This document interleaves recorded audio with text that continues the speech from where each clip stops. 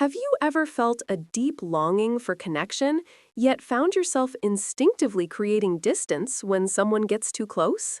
It's a perplexing paradox, isn't it? We crave intimacy, but often, without conscious intention, we erect invisible walls.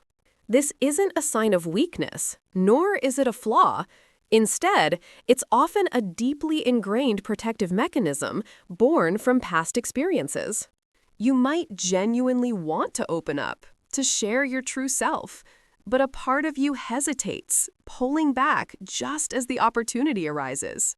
Understanding why we do this is the first step towards building the meaningful relationships we truly desire. Let's explore these hidden reasons. One primary reason is the profound fear of vulnerability. To be truly seen is to be truly exposed, and that can feel terrifying. We worry that if people see our imperfections, our anxieties, or our true selves, they might judge us, or worse, abandon us.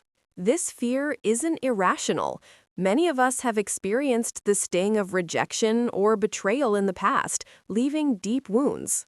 These wounds teach us to protect ourselves, often by preemptively pushing others away before they have a chance to hurt us again. It's a defense mechanism, a subconscious strategy to avoid pain, even if it means sacrificing potential joy and connection. Another powerful factor is a history of unreliable relationships, perhaps from childhood or significant adult experiences. If those we depended on weren't consistently there, or if love felt conditional, we learn not to trust the stability of closeness. This creates an expectation of eventual disappointment, making us wary of investing too much emotional energy into new bonds. We might unconsciously test people, pushing their boundaries to see if they'll leave, thus confirming our deepest fears. Low self-worth also plays a significant role. If we don't believe we're worthy of love, we struggle to accept it when offered. We might feel like an imposter, convinced that eventually others will see through our facade and realize we're not good enough. This internal dialogue can lead us to self-sabotage, pushing away those who genuinely care before they discover our perceived flaws. If I push them away first, I won't have to endure the pain of them leaving me later. This cycle perpetuates the very isolation we fear, reinforcing the belief that we are unlovable or undeserving. Perfectionism can also be a silent culprit. The desire to always be on or to present a flawless self is exhausting. We might believe that to truly connect, we must be perfect, intelligent, funny, or impressive at all times. The fear of failing to meet these impossibly high standards can lead us to avoid situations where we might be exposed. Instead of risking imperfection, we withdraw, creating distance as a shield against potential judgment.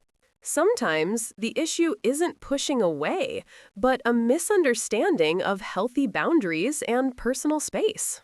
We might confuse intimacy with enmeshment, where personal identity gets lost in another person's presence. To protect our sense of self, we might then overcorrect, creating too much distance to reclaim our individuality. Learning to define and communicate our needs for space without severing connection is a delicate yet crucial balance.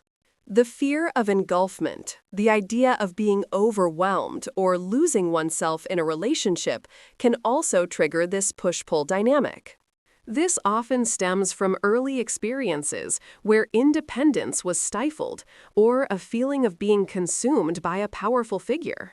As adults, we react by creating distance, mistakenly believing that true connection means sacrificing our autonomy.